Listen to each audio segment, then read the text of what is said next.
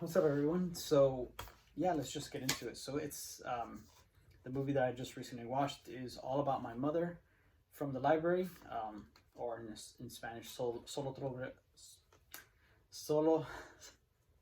Todo sobre mi madre by Pedro Almodovar. And for those you don't who know, he's a filmmaker. He's considered by many people like the greatest Spanish filmmaker, um, especially living. Maybe not from all time. Some people might, put Luis Buñuel up there or Carlos Saura, but um, Pedro, from what I've seen just so far of his movies, yeah, I consider him in. I would put him in my top 10.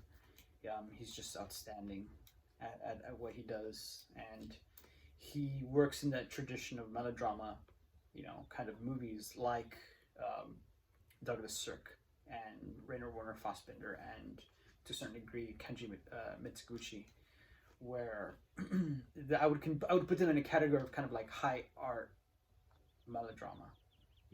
It's and he talks about it in some of his kind of supplements where he likes to put together different types of genres, so he doesn't just work in you know regular melodrama. And it's certainly not a lot of it, from what I've seen of a lot of his movies, are not typical melodramas. They're not about just family and then like a cheating spouse or something like that. Um, because he puts in different situations and different characters, and it's kind of it's in a very artful, creative, atypical way, which is, I mean, it makes sense. He's a gay man, who grew up in the Franco eras in Spain. So he has, unlike typical, what you would consider like a typical melodrama, family melodrama movie, he always infuses it with a sort of punk kind of rebellious attitude in a lot of his movies, as well as just such good writing, such good cinematic techniques, and that's how you would differentiate, between like artful melodrama versus, like your typical soap opera or novella, where I would consider them, in the way that they are inartful, I would consider them to be more so either emotionally manipulative, where they're trying to prompt you how to feel about a character or a situation, or they just do it clumsily. And I think a big part of how clumsy a lot of like soap operas are is just how bad the acting is. And I think what a lot of these directors who I would consider artful, melodramatic directors, is that their actors are always like world class actors, and that grounds the films in a way to make them. I mean, unless they're going for it, they don't make them silly, and I couldn't laugh at any of these kind of movies the way I would like at a soap opera. So to give an example, maybe of what I would consider inartful melodrama is through this. It was like this pilot episode of the Mexican remake of Ugly Betty, which was originally, I think, like a Colombian soap opera kind of comedy drama. And in the very first episode, there's this mother who the mini drama of that episode is that she has a daughter at the hospital that she works at.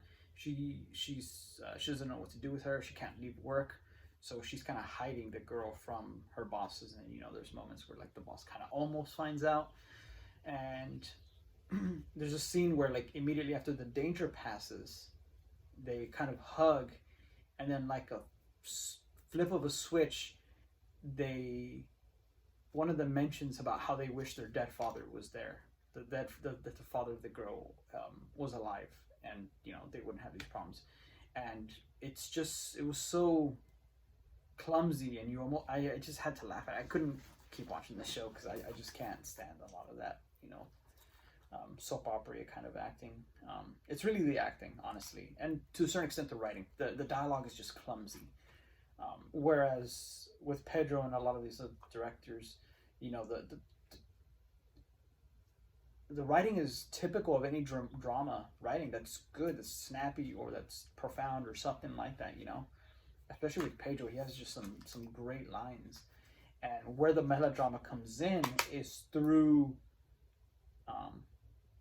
through certain moments of the acting, obviously, you know, where, you know, somebody might cry out, or you know, a little bit more than they would in like a typical drama where they might be more reserved but still show their emotions. You know, typically, like if you want to show somebody crying and you want the audience to kind of feel for them, you might put the camera up close and, you know, just show their tears coming down. You won't show them wailing or something like that. Most typical directors won't anyway.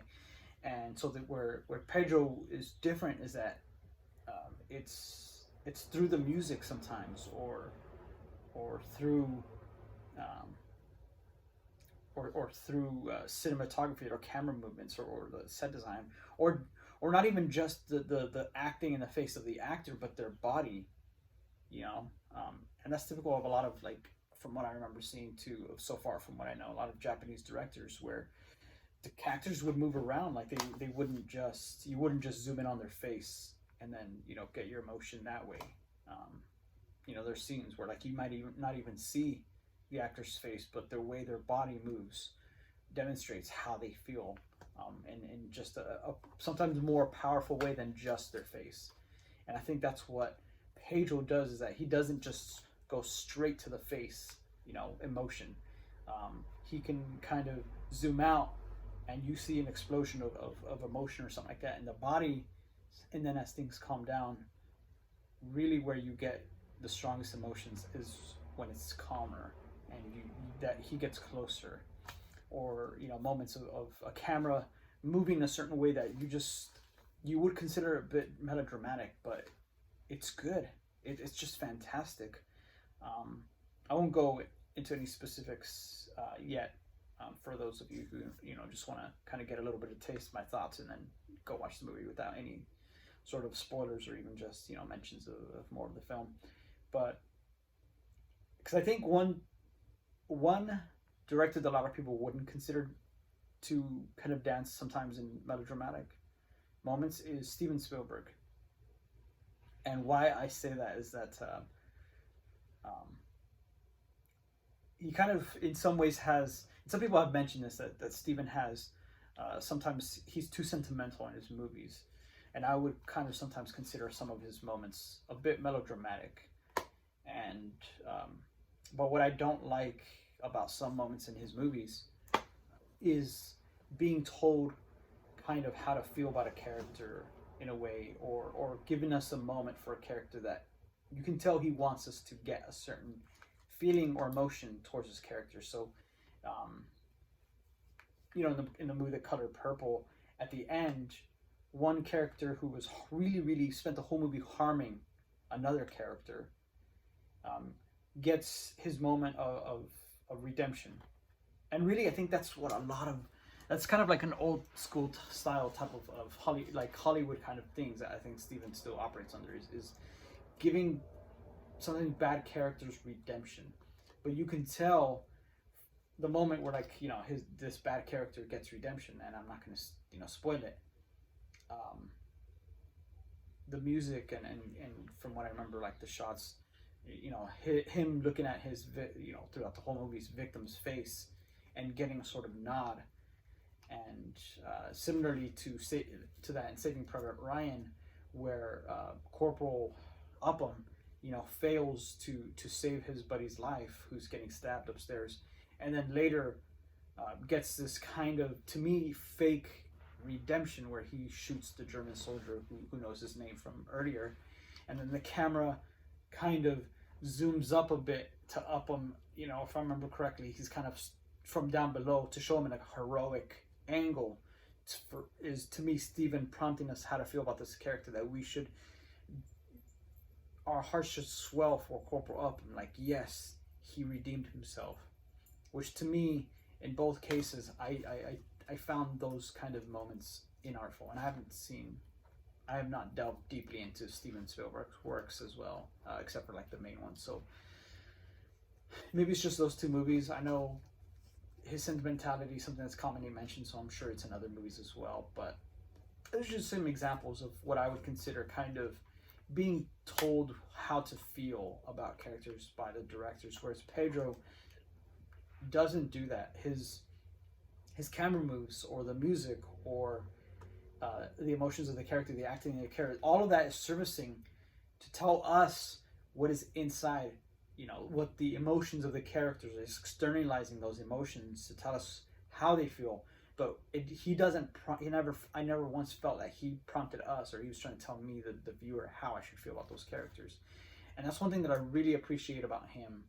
And sometimes the other directors too, who they will show you these characters, flaws and all, and he doesn't tell you how you should feel about them. And other ways that like you can kind of tell other directors how they do that, especially like older kind of movies where you would see characters who have done bad things get punished later. They're not bad people, but maybe, I don't want to say bad things, but they've lived certain lives. So like there are characters, and I can't think of any any specifics right now, but I'm sure those of you who have seen a lot of movies, especially older movies, know, or a lot of like kind of older Hollywood stuff, like maybe a character who was a prostitute, because society frowns on that, they don't get to have a reward. They have to be punished for being something bad, even if they're not the villain of the movie. And some of the things that Pedro reveals to us about how flawed his characters are, you don't get the sense that he's judging them at all. He doesn't judge his characters. He's showing us who they are. And I think that's one thing that I love about him too, is that, I mean, it's kind of obvious that he's very sympathetic towards women, and he was raised by women, especially as a young gay child who never really, and he talks a little bit about it, was kind of a bit intimidated and just nervous around, typically like men and masculinity and aggression. So women have marked Pedro's life very much, and which I don't know about Douglas Sirk, but I know Kenji was kind of the same. He was a gay man, but he has talked as well, from what I've read, about how women have changed his life. So I think it's funny too, a lot of these kind of directors who are who make melodrama, I think women have really affected their lives, and that's why so much melodramatic movies focus on women. Then also I think women are much more of an audience for melodrama movies, compared to men. But what I like about Pedro is he doesn't judge them. They're all deeply flawed. Either they're hypocritical, or drug addicts, or addicted to each other or to another person, and not being able to they can recognize that but not be able to control it, or they're selfish or naive or childlike. I mean, some of them, some of the flaws are very deep. They're not, he might be more, in tune with women and how they think, but also sympathetic towards women, he doesn't portray his women as always, just victims and heroes, where some other films and directors might do that, where the women don't really have flaws, or if they do, their flaws is just loving too much, or being, taken advantage of because they're, and in this movie, one of the characters even says women are assholes, but they're also, I forgot what, something positive too, but like one of the women like says like, yeah, like women are assholes. So it's kind of funny, how Pedro does that, and from what I've seen in his movies, yeah, like there's deep flaws with his female characters. As much as he loves them, he also shows them, and he shows these flaws, but he doesn't judge them, and he also, the female characters don't judge each other either. So, or at least some of them do, but for the most part, especially the main ones, don't. They might learn that one of them was a prostitute, or lived, as a whore, or in some other thing that society will look down on these women. But these women don't do that with each other. They support each other, even if they also frustrate each other. And I don't know, I would put Pedro now in my top 10 filmmakers, especially since, because the first movie that I watched of him is um, the movie, what's it called? Woman on the Verge of a Nervous Breakdown. Then I watched Volver after that, or I think that's the English title as well as Volver. Volver. I don't know how you would pronounce it, I guess in an English way, but and then this is my third, and I'm just hooked at this point. Because his writing is so good. If you're gonna be, if you're gonna delve into the world of melodrama, your writing needs to be really good. The writing and the acting, that's what's gonna keep people, coming back. I mean, some people are addicted to or hooked on just the drama, but to me at least, I need those things, and it's Pedro just brings it, which is why I bought this box set of his from Studio Canal, which has like 6 movies. So I'm excited. I'm excited to delve more into his work. I highly, highly recommend it. I mean, if you're not super into melodrama, even though so many, I would still highly recommend it. Especially because a lot of melodrama has to go around with romance, and I know a lot of people, especially mostly men, aren't interested in romance. But this isn't typical romance. This isn't typical, not even just a regular kind of regular drama movie. I think everybody could find something to love about his movies, because the writing is funny, characters are funny, it's sharp, it looks beautiful, it's stunning. There's just so much to love about his work, and so I mean, if you're still pensive about it, at least seek it out, at least borrow it from the library, or stream it if you can find it. But I don't know. There's a reason why Pedro has a huge fan base, honestly, and she's just really that good. And I'm actually excited because the next I checked out another movie from the library with him called Pain. This one of his newest movie, Pain and Glory, I think. So I'm excited for that. As far as I know, his quality has not dipped, and he's still really highly regarded. So I hope the Criterion Collection comes out with more of his movies. I'm especially interested in Talk to Her, which I have on DVD, so I should probably watch that. But I would also love it if Criterion released it. So yeah, for those of you who don't want to know any more details other than that, I mean, go watch it. I don't think you'll be disappointed. So I won't say too much more after that, but I will, like, if you don't mind, a few kind of, not spoilers, but just a couple more details. Some of the examples of what I love about his filmmaking is and how one example of melodrama through camera movement is, after the woman's son dies, she signs for them to take his heart so that he could donate, and she traces the man who receives her son's heart, and she hides behind a pillar, and watches him come. And as he gets near, she turns away and kind of turns to the side so that she can cry. But the camera doesn't stay on her. It moves to the left and into the man's heart, and it stops right before, like, he would bump into the camera.